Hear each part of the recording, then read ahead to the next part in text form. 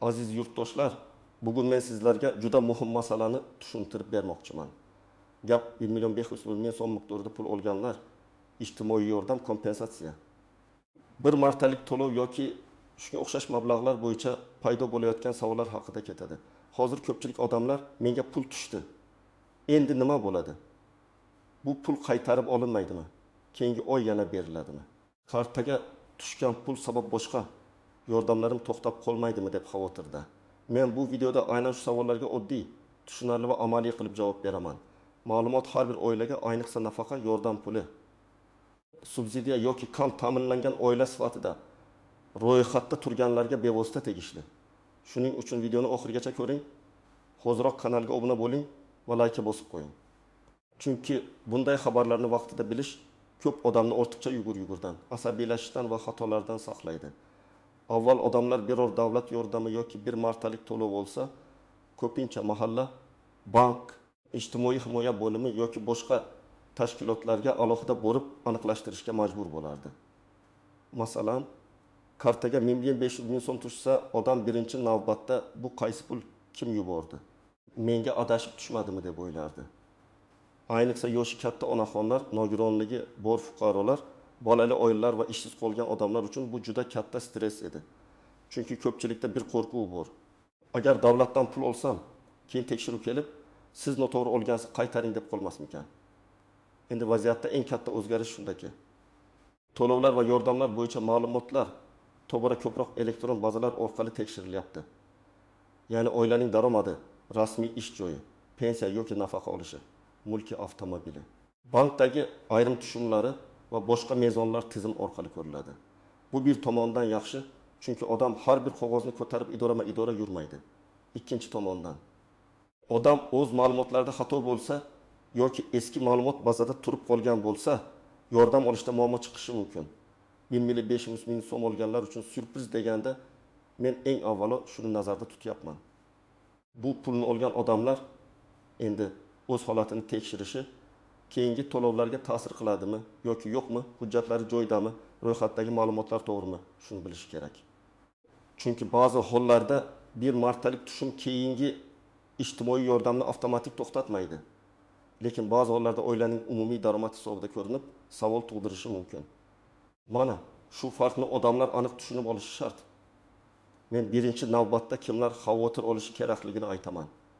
Agar siz 1.500.000 so'mni davlat yordami, kompensatsiya, moddiy yordam, bola puli, ijtimoiy nafaqa, bandlik dasturi yoki boshqa rasmiy manba orqali olgan bo'lsangiz, eng muhim ish bu pulning manbasini aniqlash. Kartangizga pul tushgani bilan hammasi tugadi degani emas. Siz iloji boricha SMS xabarni, bank ilovasidagi izohni, to'lov sanasini va to'lov yuborgan tashkilot nomini saqlab qo'yishingiz kerak. Chunki ertaga biror savol tug'ilsa, siz mana bu to'lov falon tashkilotdan falon sana tushgan deb ko'rsata olasiz. Masalan, bir oila olaylik. Oilada ota vaqtincha ishsiz, ona 2 nafar bolaga qaraydi. Oilaga 1.500.000 so'm moddiy yordam tushdi. Bu oila uchun bu mablag' bir oyga oziq-ovqat, dori-darmon, kommunal to'lov yoki bolalarning kiyim-kechagiga ketishi mumkin. Agar bu pul bir martalik yordam sifatida berilgan bo'lsa, odatda u oila boyib ketdi degani emas. Lekin tizimda bu tushum daromad sifatida ko'rinib qolsa, keyingi arizada savol tug'ilishi mumkin. Shuning uchun men bunday oilalarga doim aytaman. Pulni olganingizdan keyin darhol uni qaysi maqsadda olganingizni aniqlang va iloji bo'lsa, mahalladagi mas'ul xodimdan yozma yoki elektron izoni bilib oling. Yana bir misol. Bir ayol farzandiga qarab uyda o'tiradi, turmush o'rtog'i mavsumiy ishda ishlaydi. Kartaga 1.500.000 so'm tushdi. U bu pulni qarindoshim yubordi deb o'ylashi mumkin. Lekin bank ilovasida ijtimoiy to'lov yoki moddiy yordam deb yozilgan bo'lsa, bu boshqa masala. Agar u keyingi oy bola puli bo'yicha qayta ariza topshirmoqchi bo'lsa, hujjatlarda oilaning holati to'g'ri ko'rsatilishi kerak. Aks holda, masalan, tizimda turmush o'rtog'i rasmiy ishlayapti deb chiqsa, amalda esa u ishsiz bo'lsa, oilaga rad javobi kelishi mumkin. Muammo pul tushganda emas, ma'lumotlar mos kelmasligida bo'ladi. Kimlar unchalik xavotir olmasligi kerak?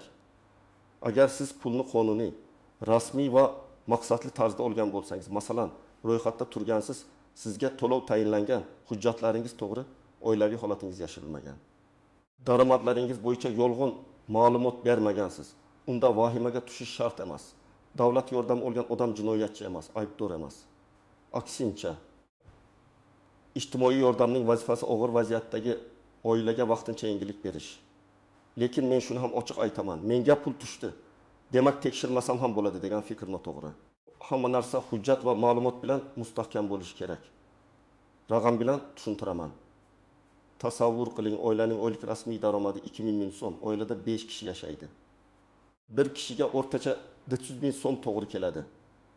Agar oilaga bir martalik 1500 ming so'm tutsa, bu pulni 5 kishiga bo'lsak, har biriga 3000 so'mdan to'g'ri keladi. Bu bir oylik doimiy boylik emas, vaqtincha yordam. Lekin agar tizim buni doimiy daromad deb noto'g'ri talqin qilsa yoki odam boshqa daromadlarni yashirgan bo'lsa, unda tekshiruv paytida savollar paydo bo'ladi. Shuning uchun farq juda muhim. Bir martalik yordam boshqa. Har oy takrorlanadigan daromad boshqa. Yana bir holat. Kimdir 1.500 ming so'mni qarz sifatida yaqinidan olgan bo'lishi mumkin. Bank kartasiga qarz deb tushgan pul ijtimoiy yordam emas.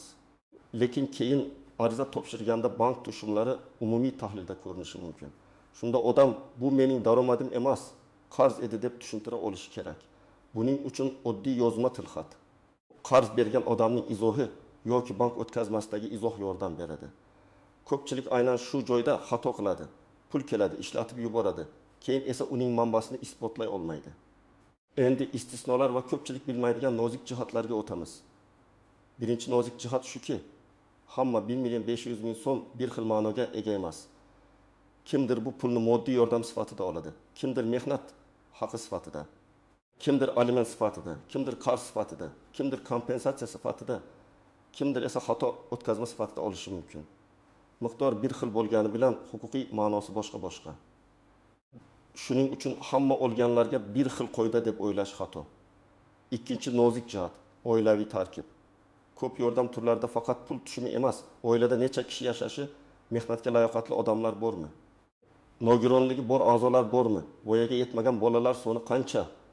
Yolg'iz ona yoki yolg'iz ota holati bormi? Shular ham hisobga olinadi. Masalan, 1.500 ming so'm 3 kishilik oilaga tushsa, bir kishiga 500 ming so'mdan to'g'ri keladi. Agar shu pul 7 kishilik oilaga tushsa, bir kishiga taxminan 2014 ming so'mdan to'g'ri keladi. Ko'ryapsizmi? Bir xil pul turli oilalarda turlicha ta'sir qiladi. Shu sababli tekshiruvda faqat summa emas, oilaning real ehtiyoji ham muhim. Uchinchi nozik jihat, rasmiy va norasmiy daromad. Ko'p odamlar men rasmiy ishlamayman, demak daromadim yo'q deb o'ylaydi. Ammo amalda odam muntazam pul o'tkazmalari olayotgan bo'lsa, doimiy savdo qilayotgan bo'lsa, ijaradan pul olayotgan bo'lsa yoki transport xizmatidan daromad topayotgan bo'lsa, bu holatlar ijtimoiy yordam mezonlariga ta'sir qilishi mumkin. Men hech kimni qo'rqitmoqchi emasman, lekin rostini aytish kerak. Yolg'on ma'lumot berish eng katta xavf. Agar oilaning holati og'ir bo'lsa, bo'rini boricha ko'rsatish kerak. Chunki hujjat to'g'ri bo'lsa, keyin o'zingizni himoya qilish oson bo'ladi. To'rtinchi nozik jihat, mulk masalasi. Ba'zi oilalar daromadimiz kam deydi, lekin oilada qimmat avtomobil, qo'shimcha uy-joy yoki katta yer maydoni bo'lishi mumkin. Har bir yordam turi bo'yicha mezonlar turlicha bo'lishi mumkin, lekin umumiy tamoyil shuki, davlat yordamida ehtiyoj darajasi baholanadi. Agar odamning nomida ishlatilmayotgan, lekin qimmat baholanadigan mulk bo'lsa, bu savol tug'diradi. Bunda ham har doim ham rad degani emas. Chunki masalan eski uy bo'lishi mumkin, meros bo'lib qolgan bo'lishi mumkin, nizoli mulk bo'lishi mumkin. Lekin odam buni tushuntirishga tayyor turishi kerak.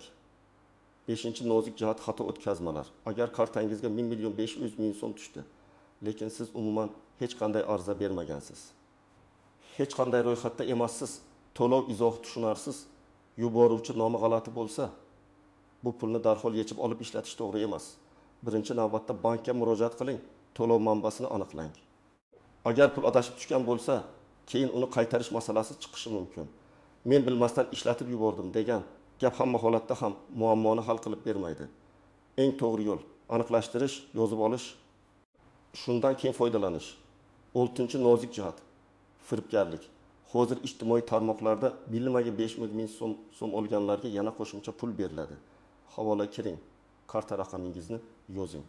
SMS kodini ayting degan xabarlar juda ko'paygan. Men ekspert sifatida qat'iy ogohlantiraman. Hech qachon SMS kodini hech kimga aytmang. Bank kartangizning to'liq ma'lumotlarini begona havolalarga kiritmang. Pasportingiz rasmini noma'lum odamlarga yubormang. Davlat tashkilotlari sizdan Telegram orqali karta paroli yoki SMS kod so'ramaydi. Agar kimdir hozir aytmasangiz pulingiz kuyadi desa, bilingki bu firibgarlik belgisi. 7-nozik jihat muddatlar. Ba'zi to'lovlar bo'yicha ariza topshirish muddati, qayta ko'rib chiqish muddati yoki e'tiroz berish muddati bo'ladi.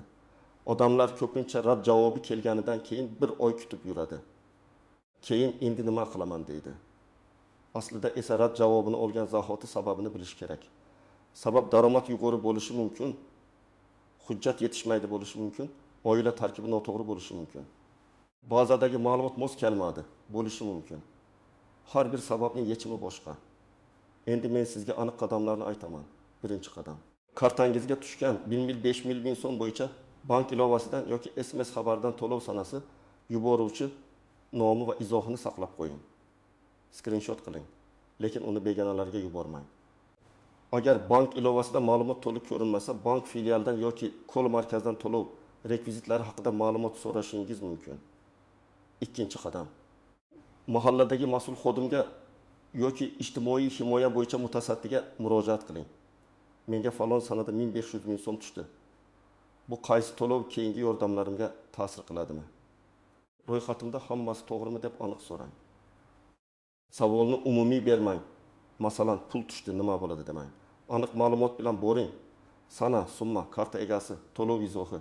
3-qadam, oila tarkibini tekshiring. Pasport yoki ID karta, nikoh guvohnomasi, farzandlarning tug'ilganlik guvohnomasi, nogironlik bo'yicha hujjat, ajrashgan bo'lsangiz sud qarori yoki tegishli hujjat, aliment bo'yicha ma'lumot, yashash manzili bo'yicha ma'lumotlar joyida bo'lsin. Ko'pincha muammo pulda emas, aynan oila tarkibi noto'g'ri ko'rsatilganda chiqadi.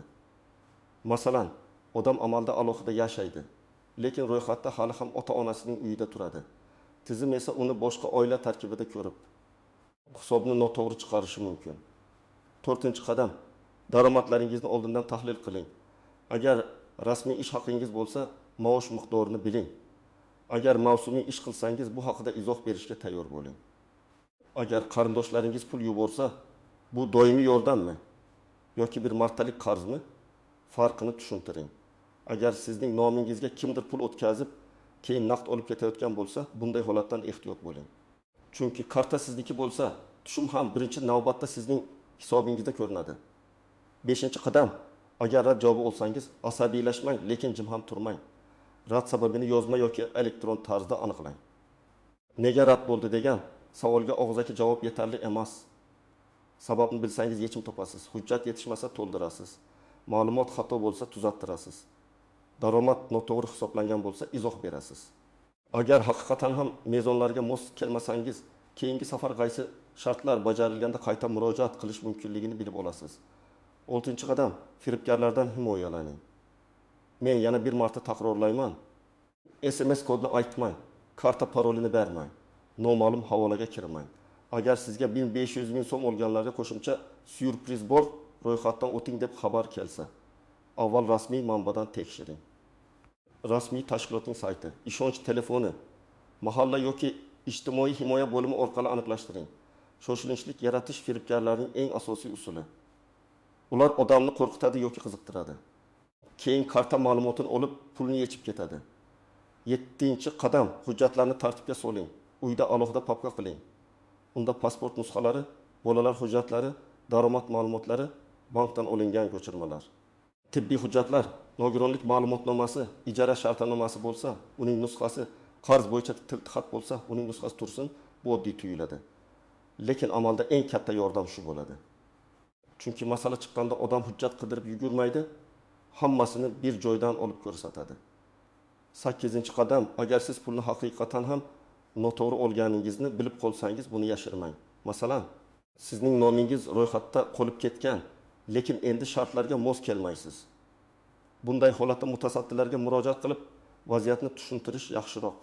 Chunki yashirib yurish keyin kattaroq muammoga olib kelishi mumkin.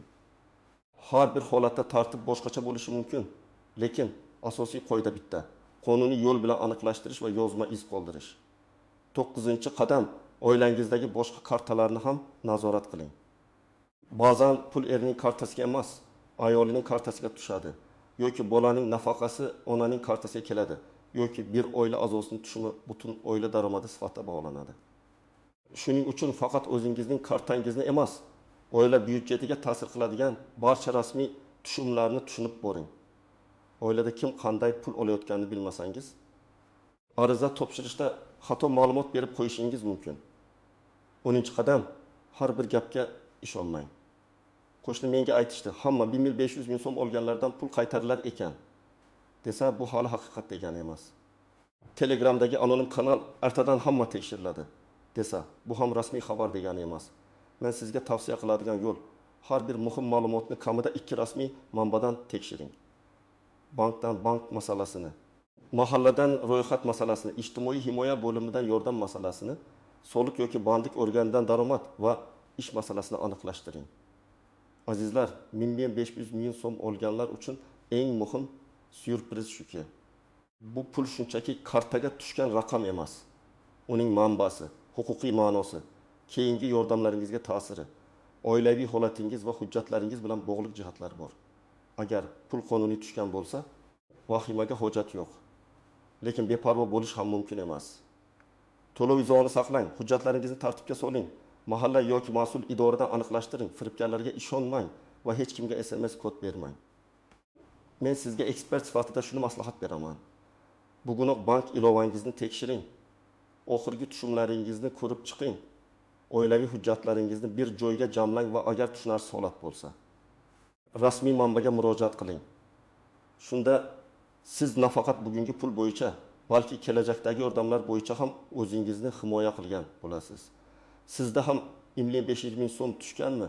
Bu pul qaysi nom bilan kelgan? Mahalladan yoki bankdan qanday javob oldingiz? Albatta izohlarda yozib qoldiring. Sizning tajribangiz boshqa yurtdoshlarga ham foyda beradi. Videoni foydali deb bilsangiz, like bosing, yaqinlaringizga ulashing va kanalga obuna bo'ling. Men esa keyingi videolarda ham sizga pul yordam, nafaqa, hujjat va huquqiy masalalarni oddiy tilda tushuntirib boraman.